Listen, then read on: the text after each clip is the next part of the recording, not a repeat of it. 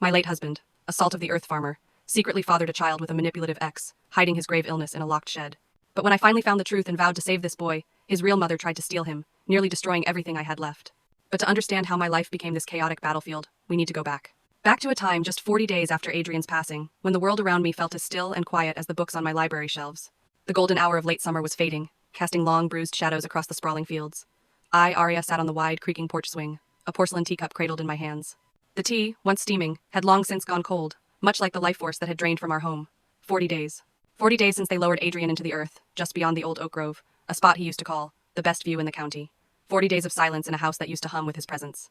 Before Adrian, my life as a librarian in the small town was neatly catalogued. Every book in its place, every quiet afternoon predictable. I loved the hushed reverence of the archives, the scent of old paper, the gentle flutter of pages turning. It was a life of order, of quiet contemplation.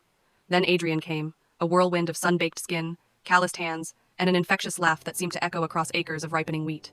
He was a farmer, through and through, grounded, resilient, and utterly devoted to the land he worked. He'd bought this old, sprawling farmhouse, renovated it with his own hands, and transformed neglected fields into a thriving enterprise. He was the kind of man who knew the name of every cow in the barn, the precise moment a crop was ready for harvest, and the exact spot where the sunlight hit the porch just right for an evening tea. He taught me about the rhythm of the seasons, the harsh beauty of a frost, and the sheer satisfaction of planting a tiny seed and watching it become something magnificent. Our love was a quiet, deep current, flowing beneath the surface of our busy lives. The only shadow that ever touched our sun-drenched existence was the one cast by my own body. Infertility, a word that echoed hollowly in the vast empty spaces of my heart. We tried. Oh, how we tried. Doctors, treatments, whispered hopes, and then, inevitably, the crushing weight of disappointment. Adrian was always there, a steady anchor. He'd hold me as I cried, murmuring promises that our love was enough, that we had each other, and that was more than many could ever dream of. But still, the ache lingered, a phantom limb where a child should have been. Every night, in the liminal space between waking and sleeping, I would dream of tiny hands, the sweet scent of baby shampoo, and the warmth of a small body nestled against mine. Then, the harsh light of dawn would splinter the illusion, and I would wake to the familiar emptiness beside me. My mother, Cassidy, a practical woman with little patience for sentiment, had been calling almost daily. Her voice, sharp and insistent, cut through the quiet grief. Aria, honey, what are you doing out there? It's too much for one woman. Sell the farm, come back to the city, start over. This place, it's just full of ghosts now. I knew she meant well, in her own way. She couldn't see the love woven into the very fabric of this land, the sweat and dreams Adrian had poured into every acre. Selling it felt like severing a part of him, like erasing his very existence. I couldn't. Not yet. Maybe not ever. The weight of the farm, its vastness and relentless demands pressed down on me. Adrian had managed it all with such an effortless grace, balancing crops, livestock, and a small team of workers, including Wesley, his loyal foreman. But to me, the fields were a bewildering expanse, the machinery, a collection of intimidating metal giants.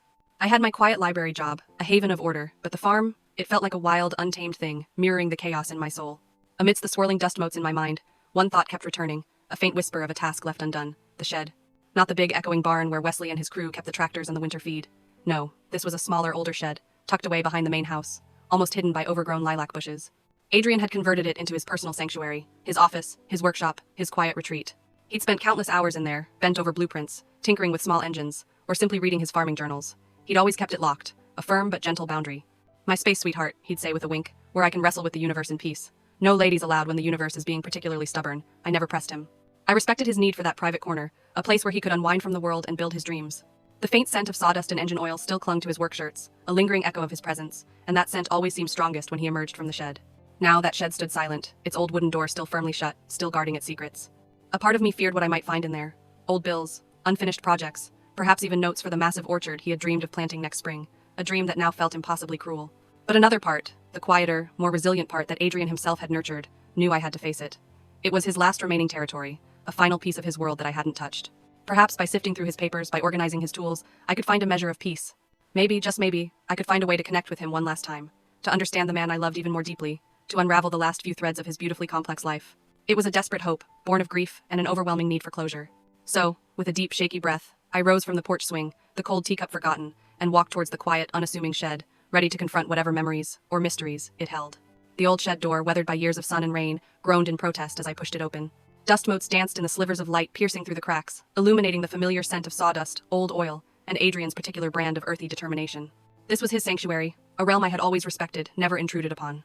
Now, it felt like entering a tomb, each tool hanging meticulously on its hook, each stack of lumber neatly piled, a silent testament to a life abruptly cut short. I started with the workbench, Adrian's sacred space. His blueprints, rolled tight and tied with twine, lay beside a half-finished birdhouse. His calloused fingerprints, now just faint smudges, were still visible on the aged wood.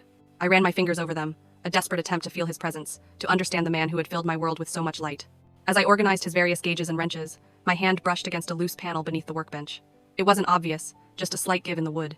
Curiosity, a rare visitor in my grief, nudged me. I pried it open with a screwdriver, revealing a small, dark recess. And inside, nestled deep, was a compact metal safe, no bigger than a shoebox, its surface cool and unyielding against my trembling fingers. A lock.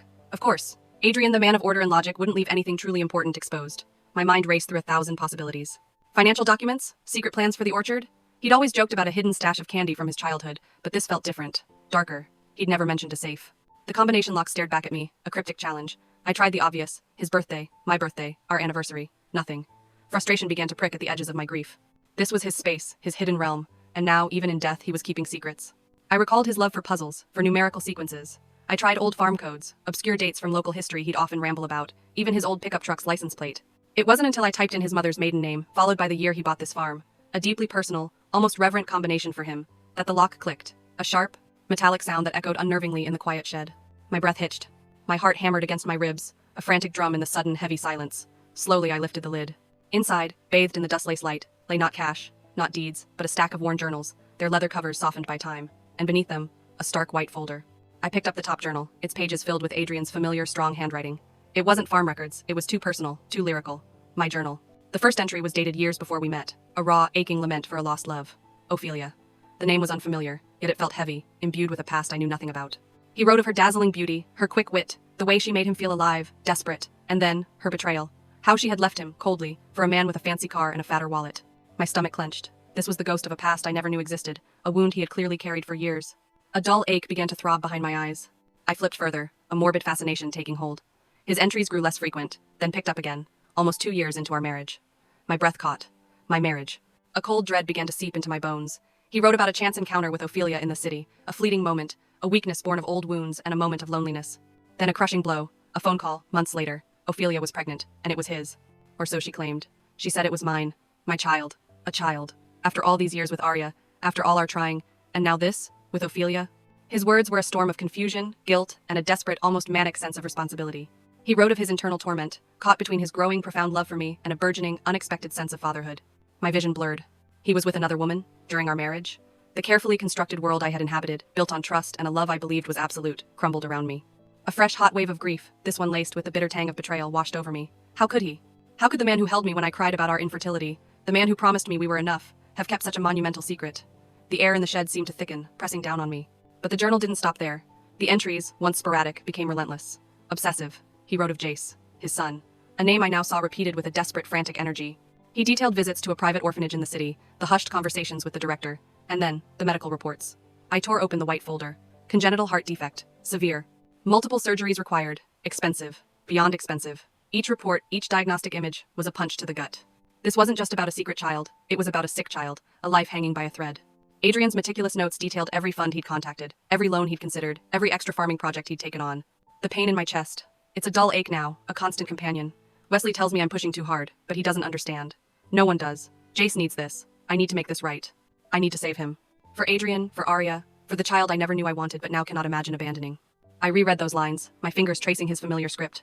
The pieces of the puzzle clicked into place, grotesque and heartbreaking. His exhaustion, the dark circles under his eyes. The way he'd wince sometimes, touching his chest, dismissing it as just a muscle strain from the combine. The times I'd found him asleep at his desk, head bowed over ledgers, and gently led him to bed, scolding him for not taking care of himself. He hadn't been pushing himself for our future, not entirely. He'd been pushing himself to the brink, to his death, for a child I didn't know existed. A child born from a betrayal that now felt both agonizingly real and strangely distant in the face of his sacrifice. The anger, sharp and burning moments before, began to morph, softening into a raw, bleeding wound of incomprehension and sorrow. He had carried this burden, alone, for years. He had died carrying it. I closed the journal, its weight suddenly unbearable. The shed, once a place of quiet memories, now felt suffocating, filled with the echoes of Adrian's secret struggles, his guilt, his profound, desperate love, and ultimately, his death. My own grief felt multiplied, layered with the shock of discovery, the sting of betrayal, and a strange, nascent protectiveness for this unknown boy, Jace, who was now inextricably linked to the man I thought I knew inside and out. The next morning, the farm felt colder, more foreign. The golden fields, once a comfort, now seemed to mock me with their unchanging beauty, indifferent to the storm brewing within. I moved through the motions, feeding the chickens, checking on the livestock, tasks that Wesley usually handled, but I needed to keep my hands busy. The villagers, kind souls, offered condolences, but their sympathetic glances now felt loaded, as if they knew some secret I didn't. The irony was suffocating. They knew nothing of the profound, shattering truth buried in Adrian's journal. Driven by a force I didn't recognize, part residual loyalty to Adrian, part burgeoning maternal instinct, I drove to the city, to the address of the orphanage listed in Adrian's records. The air inside was warm, thick with the scent of disinfectant and powdered milk. I asked to see Jace. He was small, frail, his skin almost translucent, his eyes too large for his face. A tremor went through me. My heart, so long aching for a child of my own, stirred with a fierce, unexpected protectiveness. This wasn't Adrian's betrayal. This was an innocent life, desperately in need. Adrian's secret became my mission. I called my mother Cassidy from the hospital cafeteria, the sterile smell making my confession even harder. "Mom," I began, my voice cracking. I found something. About Adrian. About a child. I poured out the entire story, the journal, Ophelia, Jace, his heart condition, Adrian's sacrifice. A long silence stretched between us, punctuated only by the clatter of trays. Then her voice, when it came, was sharp, brittle, laced with a familiar, unwavering judgment. "Are you out of your mind, Aria?" she snapped, her usual calm replaced by a furious indignation. "A child? His illegitimate child? From that woman? After everything he put you through with your condition? And now you want to spend your money, our family's money, on his mistake? Mom, he's a child. He's sick," I pleaded, my voice rising. "Adrian died trying to save him. He's just a baby, innocent in all of this." "Innocent? That woman brought him into the world and abandoned him. And Adrian, your saintly Adrian, was lying to you all along. Don't you see, honey? This is a curse.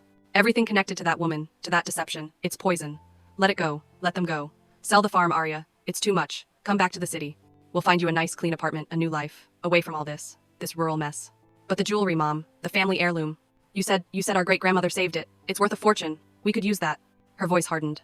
"That jewelry? That thing is cursed, Aria. It brought nothing but trouble to our family. It stays buried. You hear me? It stays buried. I wouldn't touch it with a 10-foot pole for a stranger's child, especially not for that child."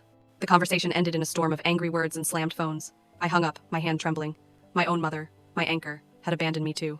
I drove back to the farm, the sun setting, casting long, mournful shadows across the fields. The rows of ripening corn, the sturdy barn, the familiar scent of damp earth, all of it felt alien. The home Adrian had built, filled with his love, now felt hollowed out by his secret. Every piece of furniture he'd lovingly restored, every fence post he'd pounded into the ground whispered of a double life I never knew existed. I was alone, truly alone. The woman I was, the quiet librarian, was gone, shattered by betrayal and grief. And the woman I was becoming, a farmer's widow, a sudden mother, a keeper of dark secrets, felt utterly lost. The farm itself, with its sprawling demands, seemed to mock my inexperience. The older farmers in town giving me sympathetic, yet doubtful glances when I tried to ask Wesley about crop rotation or equipment maintenance. Their silent judgment was a heavy weight. Then, a few days later, my phone rang again. Jace's doctor. His voice was grim. "Mrs. Adrian," he said, his tone urgent. "Jace's condition has deteriorated rapidly. We need to operate. Immediately. Within the next few weeks at most. His heart, it won't hold out much longer." The world tilted. My breath hitched, a cold knot forming in my stomach. Weeks? The surgery was astronomical.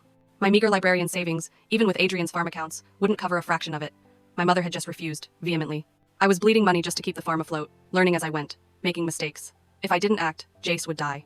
Adrian's last desperate wish, his dying effort, would be in vain. His legacy, the silent, agonizing sacrifice, would be for nothing. And the small, fragile spark of maternal love that had ignited within me when I saw Jace's pale, trusting face would be extinguished forever. I stumbled back into Adrian's shed, the air thick with memories and the sharp tang of his absence. I sank to the dusty, cold floor, the journal still clutched in my trembling hands. My tears mingled with the dry earth, forming tiny rivulets in the dust. The weight of it all, the betrayal, the grief, the impossible task ahead, pressed down on me, crushing me. I looked at the old, worn pages, Adrian's desperate words echoing in my mind. He died trying to save his son. Now, it was up to me. But I was just a librarian, suddenly a farmer's widow, lost in a world I didn't understand, fighting a battle I never asked for. I buried my face in Adrian's journal, the scent of him, of wood and earth and old paper, filling my senses. My voice was a raw, choked whisper against the silence of the shed. "I'm not just alone," I sobbed, the words tearing from my throat. "I'm on the verge of losing everything. Adrian's legacy, this farm, my last shred of hope. And a tiny innocent life, Jace, who knows nothing of this world, who only knows pain, is about to be lost too." The shed, once Adrian's sanctuary, now felt like my own prison of grief and impossible choices. The call from Jace's doctor had been a hammer blow, shattering the fragile calm I'd fought so hard to maintain. Weeks, at most. His heart, it won't hold out much longer. The words echoed in the desolate quiet of Adrian's shed, each syllable a tolling bell. Desperation, cold and sharp, began to curdle in my gut. I was just Aria, the quiet librarian, not some titan of industry or a seasoned farmer. What could I possibly do? Sleep became a distant memory. The nights blurred into a frantic haze of calculations, phone calls, and the relentless ticking clock of Jace's weakening heart. I pulled every last dollar from my modest savings account, the one I'd squirreled away for a rainy day, for a future that now seemed cruelly out of reach. It was a paltry sum, barely enough to cover a week of Jace's specialized care, let alone the astronomical cost of the surgery. I started eyeing Adrian's farm equipment. The old Massey Ferguson tractor, its engine now silent, stood like a forgotten monument in the barn. The vintage combine harvester, gleaming dully in the morning light, held memories of Adrian's boundless energy, of harvest seasons celebrated with cider and laughter. They were valuable, I knew, more than just rusty metal. But they were also Adrian's legacy, the very tools that had built this life, that had represented his dreams. Selling them felt like another betrayal, a chipping away at the foundation he'd laid. Yet what was Adrian's legacy worth if it meant losing Jace? If it meant abandoning the very child Adrian had sacrificed everything for? The internal battle was brutal. My librarian's meticulous mind, trained to order and preserve, rebelled against the chaos. My heart, still raw from Adrian's betrayal, felt another wrenching twist at the thought of liquidating his hard-won assets. But then I pictured Jace, frail and small in his crib at the orphanage, his eyes, so much like Adrian's, holding a flicker of vulnerability that tore at something deep inside me. He was innocent. He didn't ask for this life, for this illness, for the tangled web of secrets and past mistakes. He just needed to breathe. He just needed to live. "Forgive me, Adrian," I whispered to the empty shed, my voice hoarse from unshed tears. "Forgive me for picking apart what you built. But I have to. For him. For both of you." Over the next few days, I navigated the murky waters of farm equipment sales, an alien world compared to the hushed aisles of my library. Wesley, Adrian's foreman, a man of few words but immense loyalty, watched me with a quiet, knowing sadness. He helped me identify which pieces were less critical, which could fetch a decent price without crippling the farm's long-term operations. We sold the older, less-used combine to a neighboring farmer. Then, a smaller, specialized planter, a piece Adrian had been particularly proud of, but which could be replaced. Each sale was a small victory, a painful tearing away of a piece of Adrian, but also a desperate clawing back of hope for Jace. The money, though substantial to me, felt pathetic when laid against the grim estimates from the hospital. A drop in the ocean, just as I'd feared. The hours felt like quicksand, pulling me down, deeper into despair. I barely ate, barely slept, living on stale coffee, and a primal fear that tightened its grip on my chest with every passing moment. Then it happened, the phone call. I was standing in the empty space where Adrian's old planter had been, the lingering scent of diesel and fertile earth in the air, when my cell phone buzzed. It was Jace's doctor. My hand shook so violently I almost dropped the phone. "Mrs. Adrian," his voice was strained, distant. "It's Jace. He's had a major pulmonary crisis. His heart just couldn't compensate. We're rushing him into emergency surgery now. It's critical. We don't know if he'll make it through." The words hit me like a physical blow. The world spun. The shed, the tools, the sunlit dust motes, everything blurred into a kaleidoscope of terror. Critical, surgery, now, my mind screamed. Number, not now, not when I'm so close, not when I've tried so hard. My legs gave out. I sank to the dusty floor, the phone clattering from my grasp. The line was still open, the doctor's frantic voice a faint hum in the abyss of my panic. I don't know how long I lay there gasping, shaking, the raw sound of my own despair tearing through the silence. My vision narrowed to a single point of blinding, crushing pain. Jace. That tiny, fragile life. He was slipping away, taking with him not just his future, but the last vestiges of Adrian, the hope of motherhood, the fragile new purpose I had found in this desolate landscape of grief. In a desperate primal urge, I fumbled for my phone, my fingers clumsy with terror. I dialed my mother Cassidy. Her phone rang once, twice. It felt like an eternity. "Aria, what on earth?" Her voice, usually so clipped and practical, was tinged with irritation at my early morning call. "Mom," I choked out, the single word, a raw, guttural cry. "Mom, it's Jace. He's dying. Emergency surgery. I don't have enough. He's going to die, Mom, he's going to die." My carefully constructed composure, the librarian's calm, the farmer's resilience, all of it shattered, leaving only raw, desperate anguish. There was a moment of silence on the other end, a beat of stunned shock, then a sharp intake of breath. "Aria, calm down. Where are you? What hospital?" Her voice was suddenly different, stripped of its earlier annoyance, laced with a genuine, if still wary concern. "The city, Mercy Children's, please, Mom, please." I sobbed, the words tumbling out, incoherent and frantic. "I'm coming. Stay right there. Just stay with him. I'm coming." And with that, the line clicked dead. I hauled myself up, my body aching, my head throbbing. Every fiber of my being screamed to race to Jace's side, but I knew I couldn't. Not yet. I had to wait. Wait for news. Wait for something. The drive from the city to the farm was usually a peaceful, familiar journey. But today for Cassidy, it was a blur of frantic speed and growing dread. She'd heard Aria's voice only a handful of times in such a state of utter breakdown, once when Adrian had died, and before that, only when the doctors delivered the final, devastating news about her infertility. This was different. This wasn't just grief. It was raw, unadulterated terror. And it was for a child she didn't even know, a child born of Adrian's secret. She pulled into the hospital parking lot, the crisp, sterile air of the city hospital, a stark contrast to the humid farmlands. She found me huddled in a waiting room, not the cheerful, brightly painted children's waiting room, but a small, austere cubicle near the operating suites. My face was pale, streaked with tears and dirt from the shed. My hands, usually so neat, were clenched into white-knuckled fists. "Aria," Cassidy's voice was sharper than she intended, a reflex of her own fear. I looked up, my eyes wide and bloodshot, like a cornered animal. My mother, for the first time, saw me not as her quiet, dependable daughter, but as a woman utterly, heartbreakingly broken. Just then, a nurse in scrubs, her face grim, hurried past, pushing a gurney. On it, a tiny figure, draped in a white sheet, barely visible, a flash of pale, almost translucent skin. The smallest, most vulnerable hand imaginable, hanging limp by its side. A heart monitor beeped faintly, a weak, uneven rhythm. Jace. Cassidy's breath hitched. Her own heart, usually so guarded, clenched with an unexpected searing pain. This was the child. This was Adrian's secret, but it was also just a baby. A fragile, innocent baby, fighting for his life. All the anger, all the judgment, all the ingrained prejudices about Adrian's betrayal, about the scandal, about the cursed jewelry, they crumbled, dissolving like dust in the wind. She saw only the raw, desperate maternal love etched on my face, the desperate hope in my eyes fixed on that small, vanishing figure. She saw the reflection of her own childless daughter's anguish, magnified 1,000 times.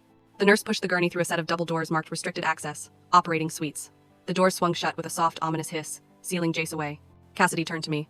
Her sharp features softened, her eyes, usually so flinty, filled with a depth of compassion I hadn't seen in years. She sat beside me, reaching out, not to offer a brisk platitude but to take my trembling hand. Her touch was warm, surprisingly firm. He's in there, I whispered, my voice barely audible, staring at the closed doors. Cassidy squeezed my hand. Her gaze was steady, unwavering, meeting mine. There was no reproach, no judgment, only a shared grief that transcended all prior conflicts. I know, baby. I saw him. A long, heavy silence stretched between us. The sterile smell of the hospital, the distant hum of machinery, the muffled sounds of life continuing beyond the doors, all faded into irrelevance. Only our intertwined hands remained, a lifeline in the storm. Then, in a voice barely above a whisper, her voice thick with emotion, Cassidy spoke, the words coming from a place deep within her, a place I rarely saw. Aria, the jewelry, the heirloom, you know, about our great-grandmother, how she always said it was cursed because of how it was found, how it brought us trouble. My eyes, still fixed on the operating room doors, slowly turned to her, a flicker of bewildered hope. She looked directly at me, her eyes shining with unshed tears. She was wrong, Aria. Or maybe she just didn't understand.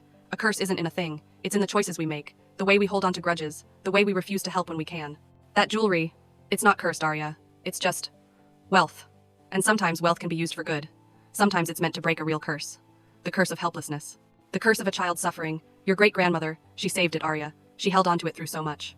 Perhaps this is what it was meant for all along. She squeezed my hand again, her voice gaining strength, conviction. We're selling it, Aria. Every last piece. Whatever it takes. It's time to truly use it, to save that baby. And to honor Adrian's final act. And when this is over, Aria, she continued, her voice softer, almost a plea. If you still want to keep this farm to make a life here, I'll help you. I'll come down. We'll figure it out, together. My head snapped up. I stared at her, tears blurring my vision. My practical, often distant mother, the woman who had only yesterday condemned Adrian's secret and urged me to abandon everything, was offering me a lifeline. Not just a financial one, but a spiritual one.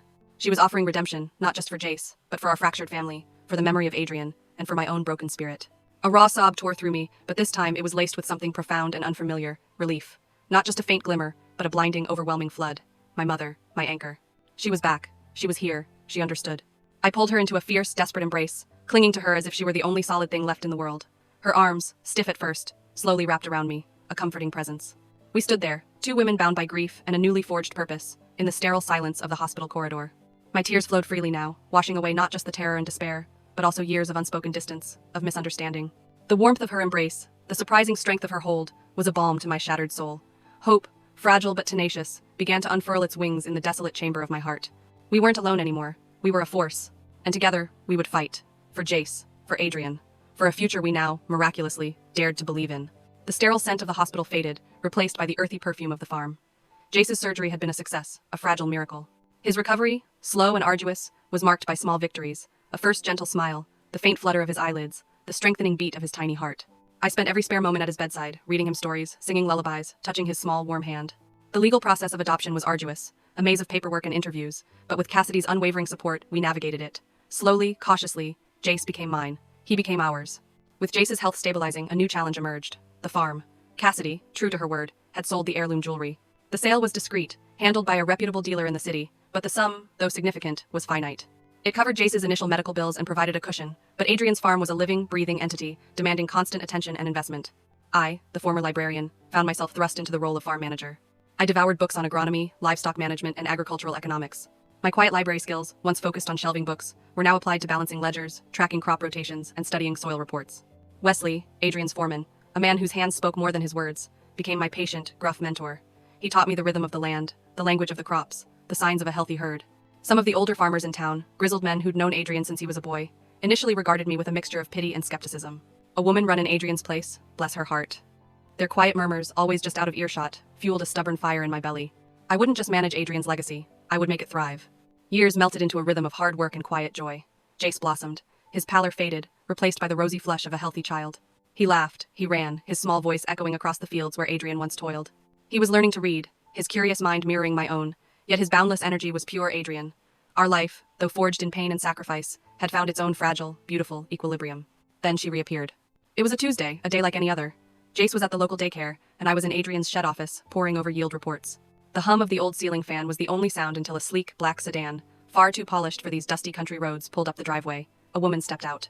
tall, impossibly slender, with a cascade of platinum blonde hair that shimmered in the afternoon sun. Ophelia. The name, once a whispered secret from Adrian's journal, now materialized before me, sharp and venomous.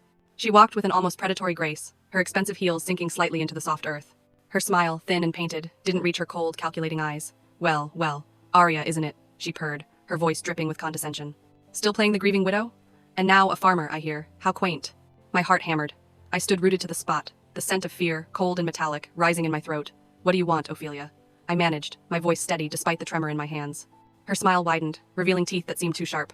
Oh, nothing much. Just my son, Jace. My breath caught. He's my son. I adopted him. Legally, perhaps, she shrugged, as if it were a minor inconvenience. But biologically, he's mine, and I want him back. My husband, she glanced at the sedan, where a shadowy figure sat behind the tinted glass, once a child. And as it turns out, after all these years, I can't have any more.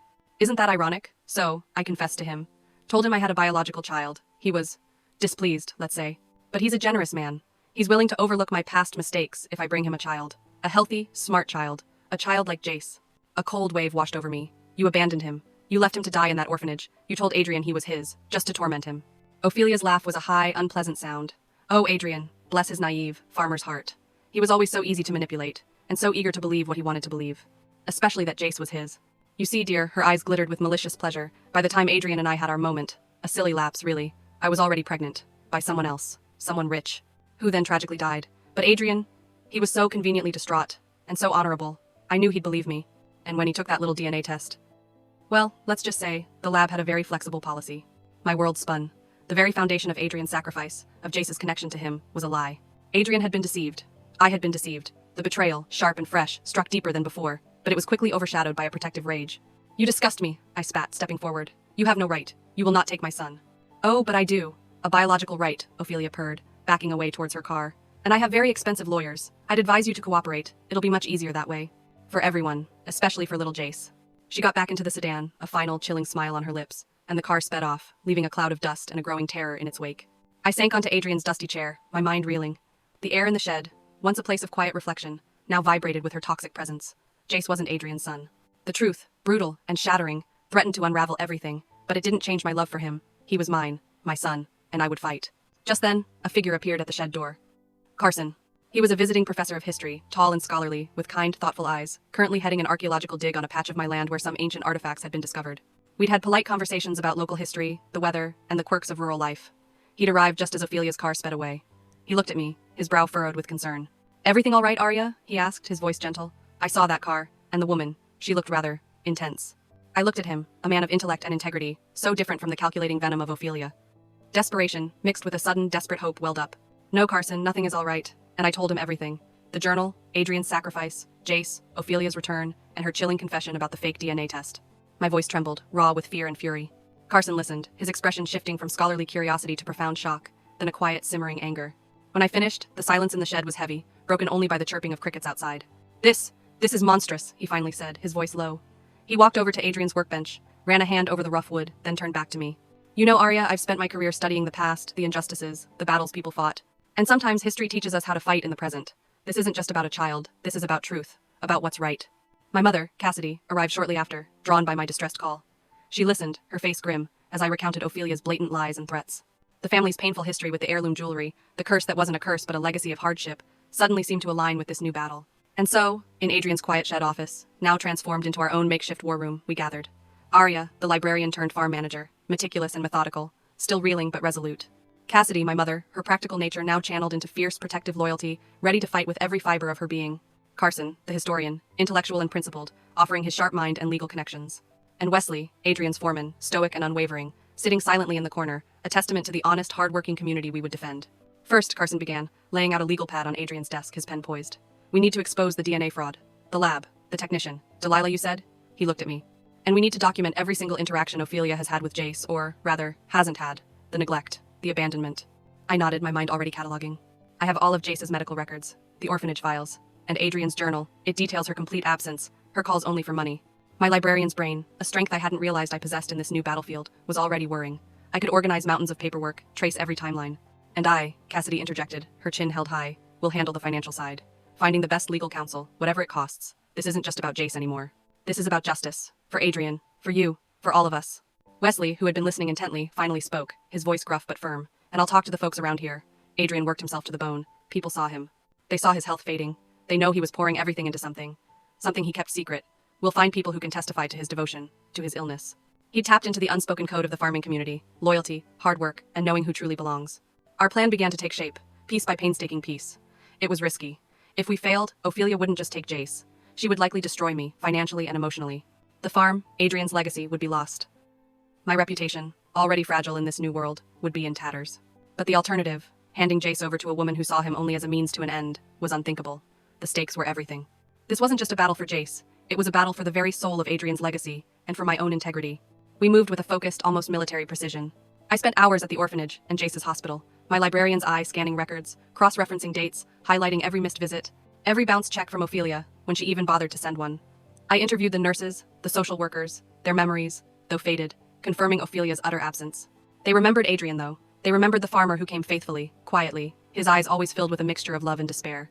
Carson delved into his academic network. He found inconsistencies in the city's private DNA labs, whispers of technicians willing to bend rules for a price. He eventually identified Delilah, a former assistant at the very lab Ophelia had used, now struggling to make ends meet, working odd jobs at a rundown clinic on the edge of the city. He learned of her desperate financial situation, her sick mother, the perfect pressure points Ophelia had likely exploited. Our meeting with Delilah was tense, held in a cramped, stale-smelling diner miles from anywhere. She was thin, her eyes darting nervously. "She'll ruin me," Delilah whispered, twisting a napkin in her hands. "Ophelia has powerful connections. She'll say I did it for money, and I did. My mother needed medicine. I had no choice." "You had a choice, Delilah," Carson said, his voice calm but firm. "And now you have another. Testify against Ophelia, tell the truth, and we can help you with legal protection, maybe even find you a better job. Stay silent, or worse, lie for her again, and you'll face not just Ophelia's wrath, but the full force of the law for fraud and complicity in kidnapping. We have proof, Delilah. Adrian's meticulous records. Your name came up." Aria reached across the table, placing her hand gently over Delilah's trembling fingers. "This isn't about vengeance, Delilah," I said, my voice soft but steady. "It's about a child, a little boy who almost died because of lies. You can help us save him for good. You can choose to do what's right." The appeal to her conscience, combined with Carson's blunt legal assessment, seemed to crack Delilah's defenses. She bit her lip, then nodded, a tear tracing a path down her cheek. "I'll do it. I'll tell them everything." Ophelia didn't make it easy. We felt her shadow. Whispers among the farmers that I was too distracted to run the farm properly, thinly veiled threats to Wesley from shadowy figures, anonymous calls to Delilah's phone. One evening, a sleek, black car, disturbingly similar to Ophelia's, was spotted idling near the farmhouse, its engine a low growl in the dusk. I found myself checking the locks twice, thrice, sleeping with Adrian's old hunting rifle by my bed, a strange, heavy weight against my cheek. The quiet librarian was gone. In her place, a lioness guarding her cub. The farmers, witnessing my grit, my fierce determination, began to shift their stance. The skeptical glances turned into nods of respect. They knew I was fighting not just for land but for a life. The day of the hearing dawned cold and gray, mirroring the tension in my gut. The county family court was a small, unassuming building, but inside, it felt like a coliseum. Ophelia arrived in a flurry of expensive fabrics and a frosty disdain, her lawyer, a slick, urban shark, by her side. She barely glanced at me, her eyes sweeping over the humble courtroom with an air of utter superiority. I sat beside Carson, my mother Cassidy beside him, her hand warm on my arm. Wesley sat in the back, a silent, unwavering presence. My heart hammered, a frantic drum against my ribs. I wore my best dark dress, my hair pulled back neatly, trying to project the calm competence I prayed I possessed. Ophelia's lawyer began, a smooth, practiced delivery. He painted a picture of a distraught biological mother, longing for her child, having made understandable mistakes in a moment of youthful confusion, now ready to provide Jace with a life of luxury. He dismissed my role as a temporary caretaker, an overwhelmed widow, incapable of providing for a child with special needs, especially one not truly mine. He twisted Adrian's death, implying his secret life and irresponsibility had led to his demise, and that I was simply trying to hold on to a fantasy. When it was my turn, I walked to the stand, my legs surprisingly steady. I was a librarian, used to quiet reverence, not courtroom drama. But this wasn't about books. This was about Jace. "My name is Aria," I began, my voice clear, though a tremor ran through my chest. "And Jace is my son. Not by blood, but by every other measure that truly counts." I presented my evidence. The meticulously kept orphanage records, detailing my consistent visits, my financial contributions, my endless hours spent learning about Jace's medical condition. The sworn statements from the nurses and social workers at the orphanage, all testifying to Ophelia's complete absence. I spoke of Adrian's journal, of his final, desperate sacrifice, of how his love, though flawed, had ultimately led me to Jace. I described the early days of managing the farm, the sleepless nights, the mistakes, the learning, and how every decision had been made with Jace's future in mind. I spoke of the strength I found in this community, in the very land Adrian had loved. Ophelia's lawyer sneered, interrupting. "Miss Aria, you claim to be this child's mother. Yet by your own admission, you initially harbored resentment towards his biological father. And your qualifications to manage a large farm, let alone raise a child with complex medical needs, are minimal at best. Your past profession was that of a librarian, was it not?" He emphasized the word, making it sound trivial, inadequate.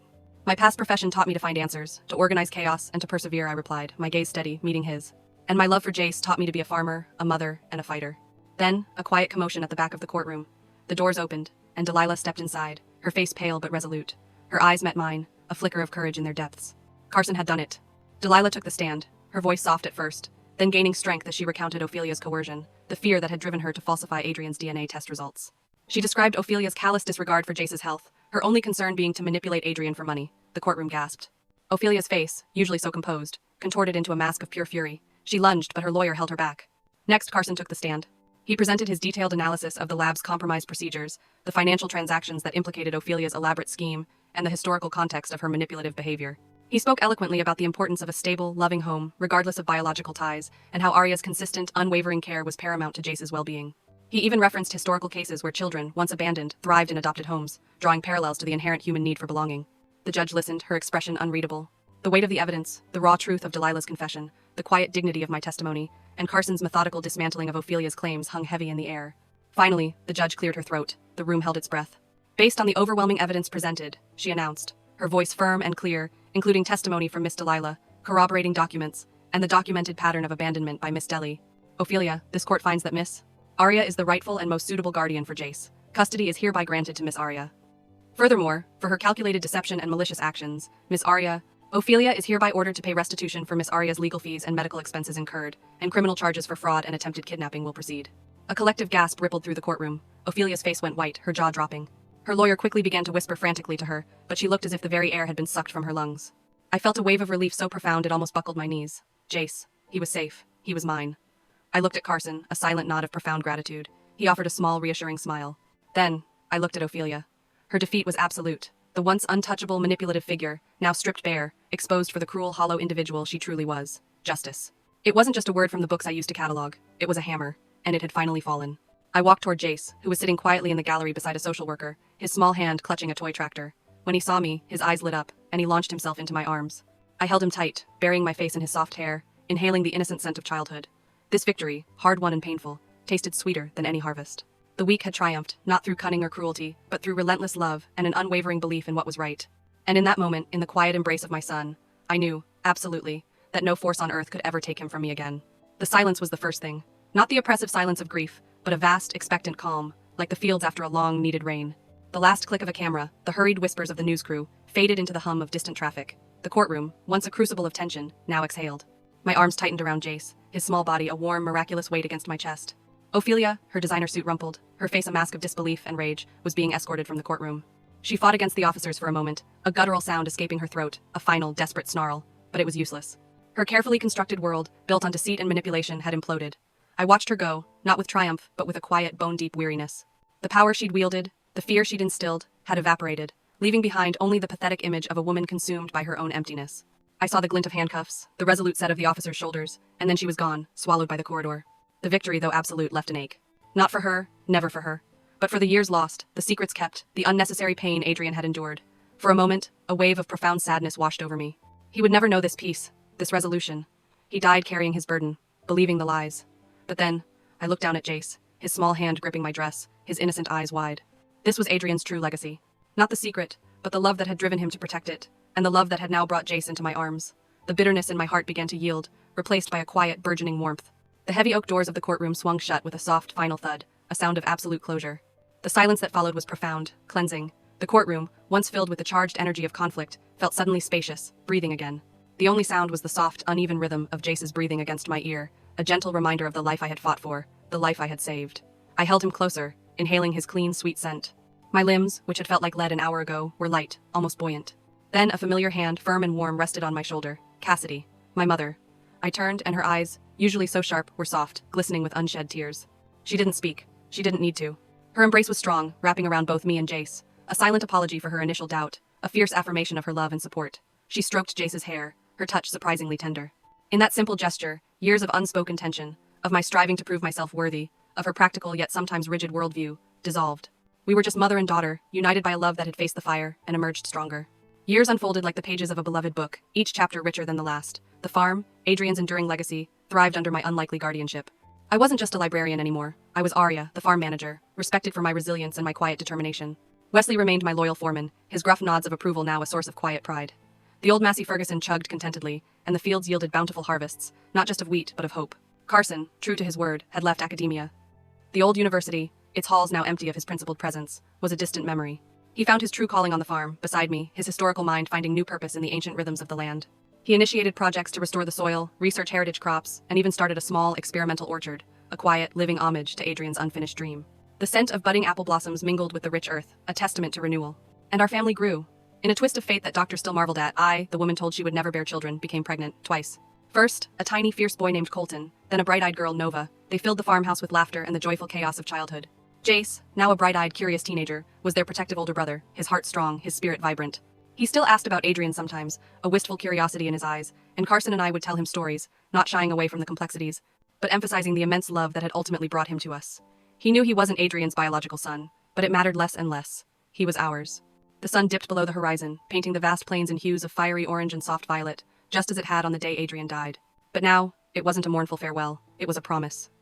I sat on the porch swing, Colton asleep on my lap, Nova nestled against my side, listening to Carson and Jace in the distance. They were in Adrian's old shed, the light spilling from its open doors, the familiar rhythmic clang of tools echoing softly as they worked on an ancient combine engine, a project they'd taken on together. My hand reached out, finding Carson's, then Jace's, their fingers intertwined with mine, strong and sure.